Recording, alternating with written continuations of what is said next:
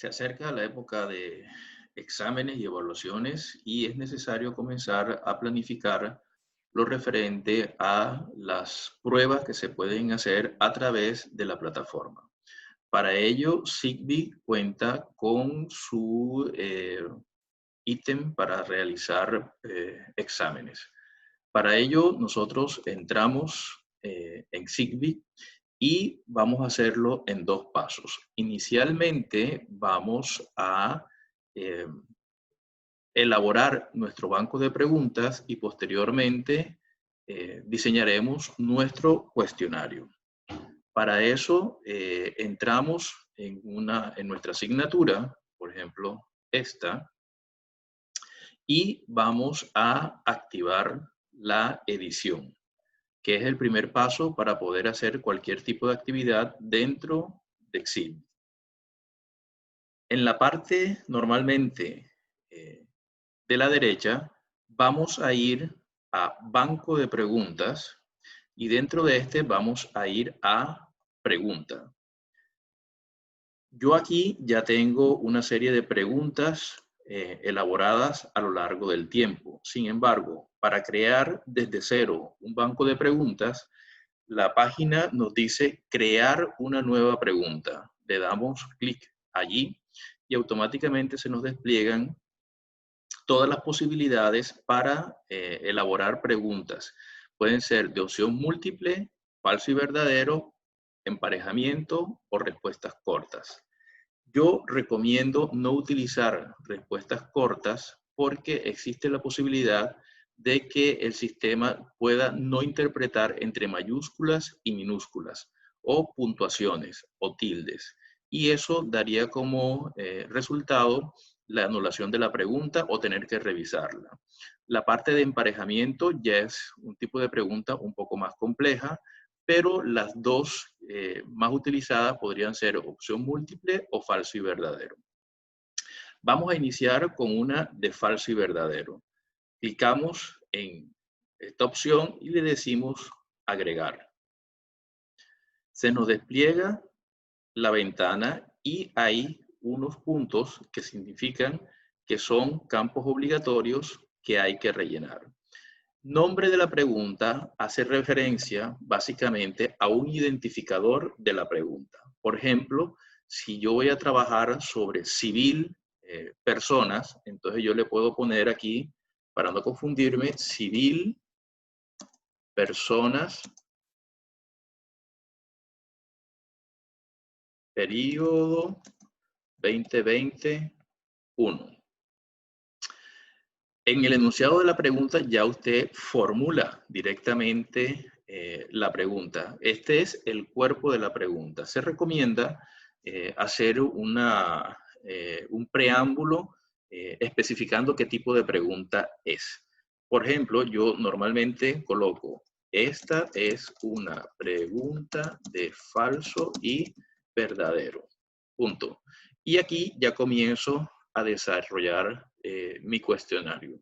En este caso podríamos poner una definición y dejar en expectativa si esa definición es falsa o verdadera. Por defecto nos pone la puntuación, en este caso 1. La retroalimentación general no es necesario ponerla. Y donde aparece respuesta correcta, usted podrá escoger si esa afirmación que ha hecho aquí, en esta primera parte, es falsa o verdadera. Dependiendo de lo que usted ponga acá, así será calificado cuando el muchacho haga la respuesta. Y simplemente le da guardar y continuar editando. Ahí ya le queda su pregunta totalmente definida. En el otro caso, o en la segunda opción que usted tiene, es preguntas de de escogencia múltiple. Esta ya reviste una cierta complejidad con respecto a la primera. Y igualmente usted le va a dar crear una nueva pregunta y va a escoger opción múltiple y le dice agregar. Vuelve a rellenar los mismos campos de tal manera que usted puede colocar aquí el nombre de la pregunta para que lo pueda identificar más fácilmente y el enunciado de la pregunta. Igual que lo haría en un examen escrito cualquiera. Ahora bien, aquí aparecen varias opciones. Uno es, ¿va a escoger solamente una respuesta o varias respuestas? Esta parte es muy importante porque si es una sola respuesta, lleva una metodología, pero si lleva una respuesta múltiple, ya la cosa cambia. Fíjense ustedes que aquí me está diciendo que debo suministrar un valor en esta pregunta. Entonces, vuelvo a poner, por ejemplo, civil, personas 1, 2020, guión 1. El enunciado de la pregunta, que puedo escogerlo yo, incluso puedo tenerlo ya redactado en Word, y lo que hago es copiar y pegar el enunciado de la pregunta. Usted pone aquí su enunciado y aquí puede escoger una sola respuesta o varias respuestas. Si usted escoge una sola respuesta, aquí aparecen las diferentes respuestas. Puede poner 4 o más. Por defecto, él pone algunas. Si usted no utiliza alguna de estas casillas, simplemente el sistema no lo computará. Ahora bien, si necesita escoger más, usted puede ir agregando espacios en blanco de a 3 en 3. Si utiliza, por ejemplo, 8 y son 9 espacios lo que tiene, no pasa absolutamente nada porque el sistema elimina automáticamente el que no se haya utilizado. Usted pone aquí en elección 1 la respuesta. No es necesario que coloque A, B, C, porque ya eso lo hace directamente el sistema. Y adicionalmente nos pregunta si quiere que baraje la respuesta. Es decir, lo que para mí sería la respuesta A, para otro podría ser la respuesta B. El sistema automáticamente escoge cuál va a ser, dónde lo ubica dentro de la pregunta. Usted coloca aquí simple y llanamente la respuesta y si esta no es, lo deja en blanco. Si la respuesta es la correcta, pues usted pondrá aquí que equivale al 100%. En el caso de las demás respuestas, simplemente se les deja ninguna. Le da guardar a cambios y ya queda la pregunta almacenada. Ahora bien, en el segundo caso, en que sea una respuesta múltiple, es decir, que puedan ser 2 o más, entonces usted pone aquí, se permiten varias respuestas. Usted coloca en la parte de elección las respuestas posibles, tantas como las considere necesarias según su examen, y comienza a dividir entre el número de opciones correctas. Es decir, si son 2, usted deberá darle a las preguntas correspondientes, a las positivas, el 50% en cada una de ellas, porque son 2. Y el resto se deja en blanco. Le da a guardar a cambios y queda almacenada su pregunta. Si son más de 2, pues usted deberá dividir entre el número de preguntas correctas que al final sumen 100. Le da a guardar a cambios y ya él lo almacena en el banco de preguntas. En este caso, es importante que usted elabore un banco de preguntas lo suficientemente complejo para que pueda establecer diferentes opciones de escogencia múltiple dentro de las preguntas. Por ejemplo, en el caso, yo tengo aquí algunas de estas, les voy a mostrar cómo queda más o menos establecida. Aparece el enunciado de la pregunta y las respuestas que usted va a poner. Le aparece aquí, esto lo pone por defecto el sistema, de tal manera que el estudiante lo único que debe hacer al momento de elaborarlo es darle clic en la parte que considere la más adecuada. Este es el formato en que sale para nuestros estudiantes. Una vez que usted ha elaborado su banco de preguntas, por ejemplo, ya yo tengo aquí un banco bastante considerable de preguntas, él los va almacenando por defecto en el nombre que usted le ponga. Evaluación correspondiente al primer corte, o al segundo corte o al tercer corte. es la manera más idónea de tener un banco de preguntas. Ahora bien, digamos que esa es la primera parte. Si usted ahora quiere establecer un cuestionario, entonces usted lo que hace es que vuelve otra vez a su grupo y le va a dar en la parte correspondiente a espacio evaluativo, agregar una actividad o recurso. Usted le va a dar cuestionario, le dice agregar y inmediatamente nos despliega la pantalla en donde usted va a elaborar su cuestionario. Aquí es importante que usted ponga un nombre. Ya ven que tiene el puntito rojo, que significa que es un campo obligatorio. Entonces, usted puede poner evaluación, primer corte, civil, personas. Usted aquí puede hacer una pequeña descripción de en qué va a consistir el examen.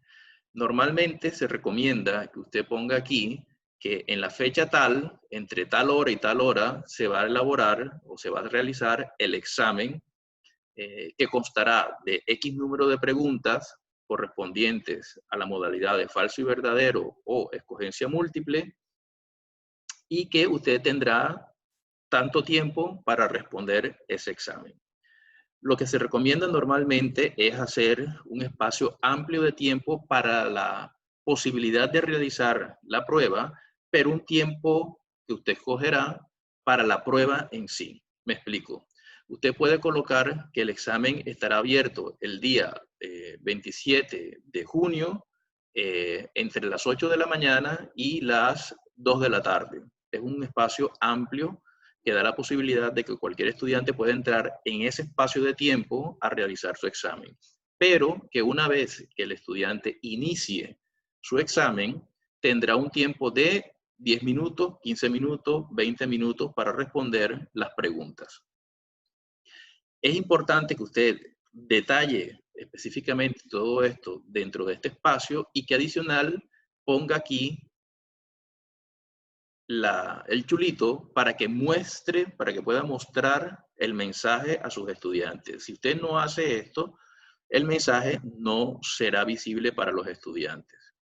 Segundo paso, temporalización. Usted deberá habilitar tanto el momento en que se abre el cuestionario como el momento en que se cierra el cuestionario. Por ejemplo, yo puedo poner aquí, escoger por el calendario, que va a ser el día 16 de junio del 2020, que va a estar abierto entre las 8 de la mañana y que se va a cerrar efectivamente ese mismo día 16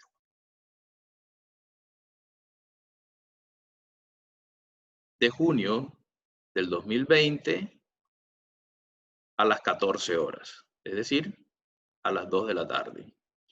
Y aquí me permite dar el tiempo que yo le voy a dar al estudiante desde el momento en que él entra a su examen hasta que lo finaliza. Y usted lo podrá escoger en minutos, 10 o 20 minutos. Eso lo escoge usted directamente. Lo que se recomienda es un promedio de 2 minutos por cada pregunta. Aquí nos especifica que una vez que haya terminado el examen, el tiempo del examen, el envío se realiza automáticamente. Esto es muy recomendable porque muchos estudiantes, si usted no lo coloca así, pueden dejar el examen abierto y el examen nunca se guarda. Por lo tanto, lo importante es dejar así, el envío se realizará de manera automática. Es decir, una vez se acaben los 10, los 15 o los 20 minutos que usted lo haya habilitado, el examen se cierra y envía las respuestas que ya están hechas. Calificación. Usted, esto no se mueve. Puede colocar aquí una calificación mínima para el aprobado, que normalmente es 3.